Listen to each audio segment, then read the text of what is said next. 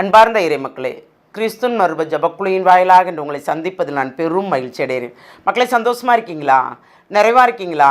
மகிழ்ச்சியாக இருக்கீங்களா? மன அமைதியாக இருக்கீங்களா? மக்களே, மகிழ்ச்சி மன அமைதி இறைவன் தந்த பெரிய சொத்து நமக்கு. அதை யார்கிட்டையும் விட்டு கொடுக்க முடியாது இல்லையா? அந்த மகிழ்ச்சி நம்ம உள்ளில் இருக்கும்போது இறைவன் நம்மளோடு உறவாடுகிறார். இந்த உறவாடல் மூலமும் நாம் பிறரை மகிழ்ச்சிப்படுத்தலாம் இல்லையா? இறைவனை விட்டு விலகினால் அந்த மகிழ்ச்சியே கிடைக்காது நமக்கு. அதனால் அதில் எப்பவும் நாம் கவனமாக இருக்கணும். இன்றைக்கி அவர் நமக்கு என்ன இறைவார்த்தை தருகிறார் பார்ப்போமா? திருத்தூதர் பவுல் கொரிந்தியருக்கு எழுதிய திருமுகம், முதல் திருமுகம், அதிகாரம் 3, இறை வார்த்தை 10 - 12 முடிய. கடவுள் எனக்கு அளித்த அருளின்படியே நான் கைதேர்ந்த கட்டடக் கலைஞர் போல் அடித்தளமிட்டேன். அதன் மேல் வேறொருவர் கட்டுகிறார். ஒவ்வொருவரும் தம் கட்டுமுறையை குறித்து கவனமாக இருக்க வேண்டும். ஏற்கனவே அடித்தளம் இட்டாயிற்று. அடித்தளம் இயேசு கிறிஸ்துவே. வேறொரு அடித்தளத்தை இட எவராலும் முடியாது. அந்த அடித்தளத்தின் மேல் ஒருவர் பொன், வெள்ளி, விலையுயர்ந்த கற்கள், மரம், புல், வைக்கோல் ஆகியவற்றுள் எதை வைத்தும் கட்டலாம். Praise the Lord. ஒரு கட்டடம் கட்டுறோம் இல்லையா? கட்டடம் கட்டும்போது விலையுயர்ந்த பொருட்களால் கட்டுவாங்க. சில பேர் இப்போ ஒரு சின்ன இடம் வாங்கியிருப்பாங்கன்னு வச்சுக்கோங்களேன். ஒரு அரை சென்ட் இடம் வாங்கியிருந்தாலும் ஒரு 6-7 லட்சத்துக்குள்ள அதை கட்டி முடிச்சிடலாமா, நமக்கு உகந்த பட்ஜெட் அதுதான் அப்படின்னு அவங்க நினைப்பாங்க. சரியா? அப்போ இந்த அரை சென்ட் இடத்துலையும் நாம் 6-7 லட்சத்துக்குள்ள முடிக்கணும்னு பார்ப்போம். ஆனால் கொஞ்சம் வசதி வாஞ்சவங்க பாருங்களேன், அரை சென்டோ 1 சென்டோ 1 கோடி ரூபாய்க்கு கட்டலாமான்னு திட்டம் போடுவாங்க. இங்கே 6 லட்சம் எங்கே இருக்குங்க? 1 கோடி எங்கே இருக்குங்க?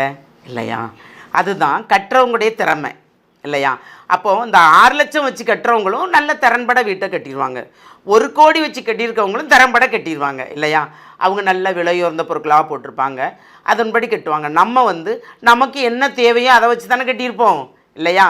அளவுக்கு மிஞ்சியே ஆசைப்படுவானே அப்படிங்கிற திட்டத்தோடு நம்ம கட்டியிருப்போம். அதுதான் இறை சித்தத்தின்படி இறை வார்த்தை விதைக்கிறோம் என்றால் நாம் எந்த அளவுக்கு இறை வார்த்தை விதைக்கிறோம், எந்த அளவுக்கு அவங்களுக்கு போய் சேருது, நல்ல நிலத்தில் போய் விழுகிறதா, நல்ல விதையாக முளைக்கிறதா, இதுதாங்க நம்ம ரொம்ப கஷ்டப்பட்டு கட்டுறோம். இது கஷ்டப்பட்டு ஆன்மாக்களுக்கு அந்த விதையை அனுப்புகிறோம், அந்த இறை வார்த்தையை அனுப்புகிறோம். அதை பார்த்துட்டும் பார்க்காத மாதிரி இருக்கணும், கேட்டும் கேட்காத மாதிரி இருந்தால் நமக்கு ஒன்றும் இல்லைங்க. அதை அவங்க பார்த்துக்குருவாங்க. இறைவன் அவர்களுக்கு பதில் சொல்வார் இல்லையா? நாம் வேலை இல்லாமலாம் கொடுக்குறோம். இறை வார்த்தை வேலை இல்லாமல் ஒன்றுமில்லாமலாம் கொடுத்து கொண்டு இருக்கிறோம். இல்லை, எல்லா நிலையில் இருந்தாலும் இறை வார்த்தை விதைப்பதற்கு ஆவியானவர் தூண்டுகிறார், அதன்படி செய்கிறோம். பவுல் சொன்னது போல் அவர் திறம்பட, அதாவது திறமையான கைதேர்ந்த கட்டடக் கலைஞர் போல் அவர் அடித்தளம் இட்டுட்டார். அதுக்கு மேலே இன்னொரு வேறொருத்தர் இடுறாரு. ஒரு ஊழியக்காரர் தான் அப்படியே 1000 ஆண்டு 10,000 ஆண்டு யாராவது வாழ்ந்திருக்காங்களா? இல்லை. அப்போ ஒவ்வொருத்தருக்கும் குறிப்பிட்ட ஆண்டு வரைக்கும் இருப்பாங்க இல்லையா? அவருக்கு பணி செய்வாங்க. அதுக்கப்புறம் இன்னொரு ஆள் வருவாங்க அந்த இடத்த நிரப்புறதுக்கு. அதுபோல் தான் ஒவ்வொருவரும் ஒவ்வொரு விதமான கட்டடம் கட்டுவாங்க. ஆனால் எப்படி கட்டுகிறோம், எந்த நிலையில் கட்டுகிறோம், இதுதாங்க பெருசு. அப்போது அப்படி கெட்டும்போது தான் நமக்கு அது எப்படி இருக்குங்கிறது தெரியும். எல்லாம் வச்சு கெட்டலாம், ஆனால் இறைவனிடமிருந்து நமக்கு என்ன பங்கு வருது, என்ன பெயர் வருது?